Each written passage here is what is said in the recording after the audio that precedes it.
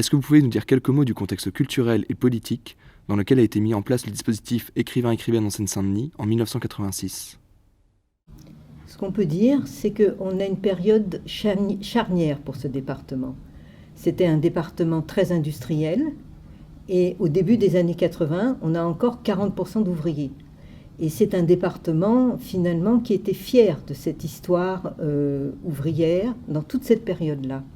Du coup, les municipalités et le conseil départemental, quand il est né, a mis tout son honneur, je dirais, à avoir une politique culturelle extrêmement ambitieuse. Et d'ailleurs, les villes aussi.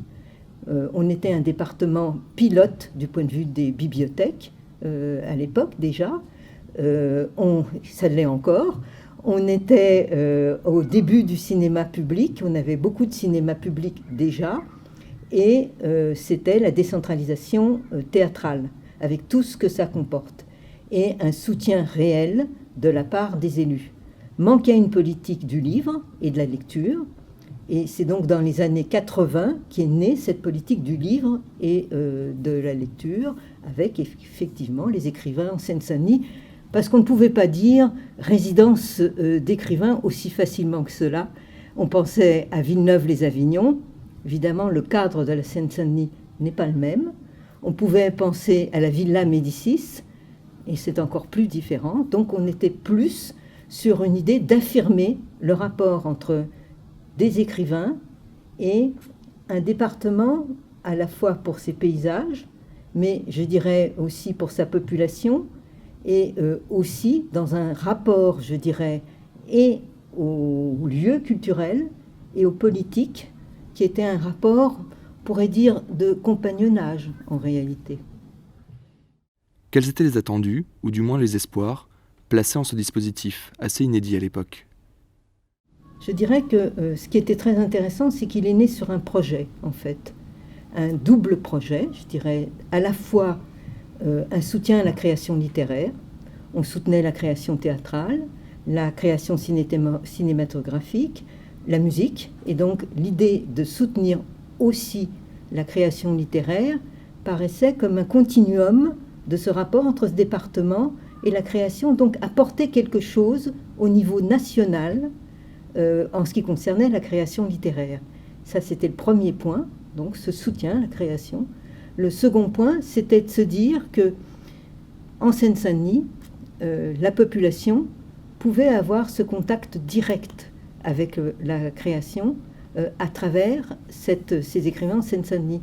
Et donc, dans les premiers, François Bon avait été en résidence, entre guillemets, à la bibliothèque de Bobigny. Et il habitait Bobigny. Donc, il y avait quelque chose qui pouvait se créer à ce niveau-là.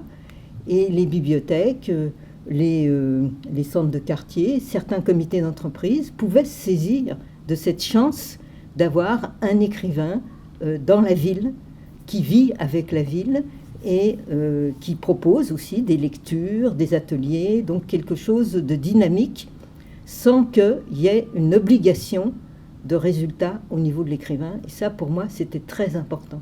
C'était une petite forme de pari en se disant peut-être qu'il y aura des échos du réel de la Seine-Saint-Denis dans un livre ou l'autre, ou peut-être pas. Mais ça, c'est le problème de l'écrivain et de sa création. Vous étiez responsable de la lecture publique en Seine-Saint-Denis. Il s'agissait donc là d'affirmer le rôle particulier des bibliothèques dans l'accompagnement de la création littéraire ? On tenait beaucoup, et je crois que pas seulement moi, mais les professionnels, dont beaucoup se considéraient comme des militants de la lecture et de la littérature, nous tenions à ce que finalement les bibliothèques soient un lieu de découverte de la création. Et d'ailleurs, nous éditions des petits fascicules sur chacun des écrivains qui venaient en Seine-Saint-Denis, qui étaient tirés à 8000 exemplaires. Donc on pouvait diffuser assez largement auprès des lecteurs et des lectrices de la bibliothèque, finalement, un petit fascicule sur François Bon, et le faire connaître mieux au public, ou bien Bernard Noël ou Didier Daninx, donc les premiers écrivains qui ont été accueillis en Seine-Saint-Denis. Quel est votre souvenir le plus marquant lié au projet de résidence que vous avez suivi ? Moi, j'ai en mémoire une rencontre avec François Bon et des élus du département. Et d'ailleurs, je rendrai bien hommage à cette occasion à Georges Valbon, qui était le président du conseil départemental, et qui était très fier d'être un ouvrier typo. Et régulièrement, il recevait les écrivains qui étaient en résidence pour discuter avec eux de qu'est-ce qu'ils découvraient, de comment ils voyaient finalement ce département. Et François a dit, moi, ce que j'ai découvert en faisant des ateliers avec les jeunes, c'est qu'ils parlaient autrement des immeubles que moi, par exemple, ou vous, ou d'autres. Il parlait des toits plats, il parlait des immeubles à toits plats. Et il dit, moi, ce que je venais chercher en Seine-Saint-Denis, c'était en même temps, justement, des expressions, une langue, un langage que je n'aurais peut-être pas trouvé ailleurs, et que je n'aurais peut-être pas trouvé moi-même. Et pour les élus ou pour moi, ça aussi c'était très important, c'est-à-dire que l'écrivain venait lui aussi avec un projet, et je dirais le même esprit de découverte à l'égard du territoire, des paysages, des gens de la Seine-Saint-Denis, que par exemple nous on avait à l'égard de sa propre création. Et donc l'échange était un échange réel, et je crois que c'est ça qui a aussi marqué les choses. Et moi je suis ravie de voir que Hors Limite continue un travail à sa façon, avec plein de choses nouvelles, et tant mieux, et c'est nécessaire.